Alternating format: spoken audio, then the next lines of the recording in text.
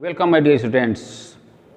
आप लोग सोच रहे होंगे देखते हैं क्या लिखा हुआ है, क्योंकि अक्सर मैं बाद में लिखता हूँ लेकिन आज पहले लिखकर चला हूँ। नया एक्सपेरिमेंट करते जा रहा हूँ मैं। आप में जिज्ञासा बनी रहे कि अगला वीडियो में क्या आने वाला है, कैसे आता है, क्या होगा, ये जिज्ञासा बनी। अगला वीडियो आपके लिए आएगा, फिर से नया होगा। ठीक, आज मैं नया चैप्टर शुरू कर रहा हूँ। नया चैप्टर मापन में त्रुटि, सार्थक अंक और विमाएँ डायमेंशन, जिसमें 3 बातें मैंने बताया। मापन में त्रुटि, सार्थक अंक और डायमेंशन।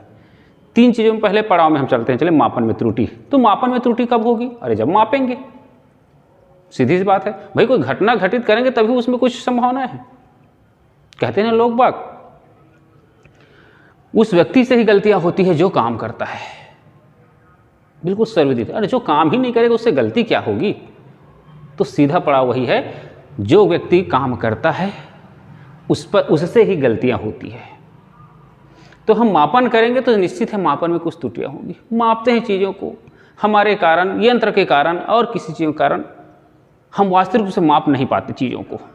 जब माप नहीं पाते हैं तो वह वस्तु का वास्तविक माप और हमारे द्वारा माप में क्या हो जाती है? डिफरेंस होती है। और इसी को हम 2 चीज़ें में लेते हैं, यथार्थता और परिशुद्धता में। यथार्थता है क्या चीज़ें? यथार्थता का मतलब है बिल्कुल वास्तविक रूप में माप। मतलब हम किसी वस्तु को मापते हैं और हम उस वस्तु के वास्तविक माप के जितने समीप जा पाते हैं वही उसकी क्या है?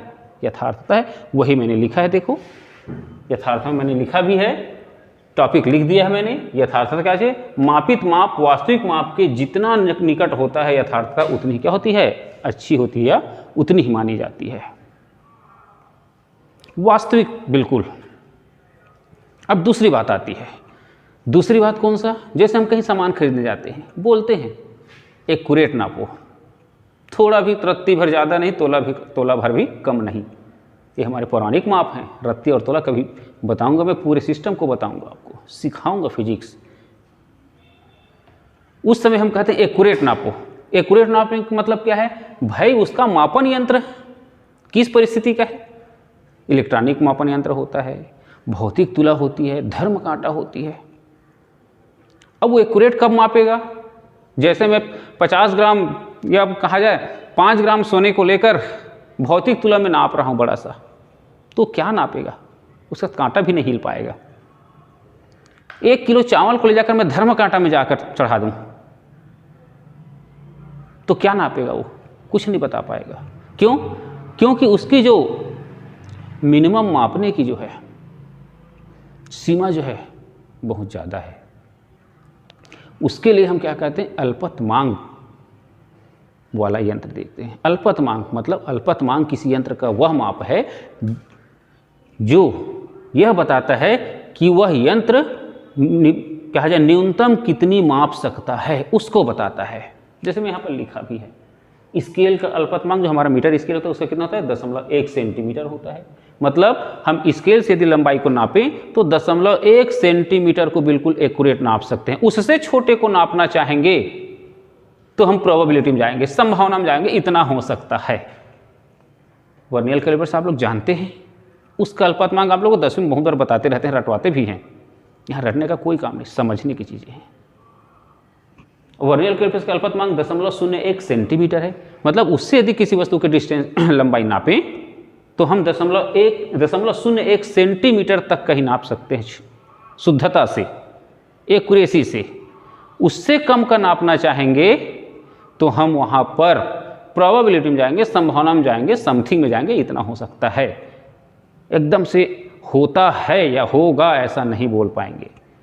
इसको देखें 0.001 सेंटीमीटर है, ठीक है।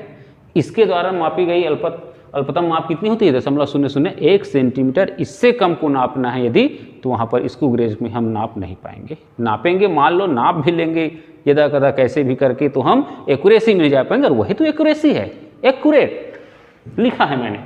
परिशुद्धता, यह किसी राशि की विभेदन है जो मापन यंत्र किस पर? अल्पतमांक पर निर्भर करता है, ठीक है। अब बात आती है शुद्धता माप के लिए। मैं थोड़ा सा देखिए पॉइंट भी लिख कर रखा हूँ।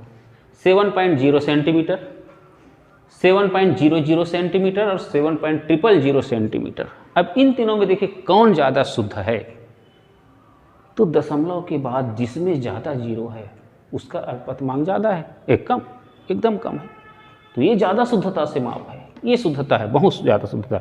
देखिए गणित की भाषा में जाएंगे तो बड़ा विचित्र लगता है कि गणित की भाषा में बोल देते हैं दशमलव के बाद शून्य लगा तो हम उसको छोड़ भी देते हैं, चलता है, लेकिन यहाँ तो फिजिक्स में ऐसा नहीं होता। एक्यूरेसी में यदि जाना हो तो देखिए दशमलव के बाद शून्य है, दशमलव के बाद 2 शून्य है, दशमलव के बाद 3 शून्य है, यदि जाएंगे तो देखिए दशमलव के बाद जो 3 शून्य वाला जो मेजरमेंट है यंत्र का, वो ज़्यादा शुद्धता से नापा है, नापे तीनों हैं, लेकिन विशुद्ध रूप से देखें तो ये ज़्यादा शुद्ध माप माना जाएगा इन तीनों के कंपैरिजन में।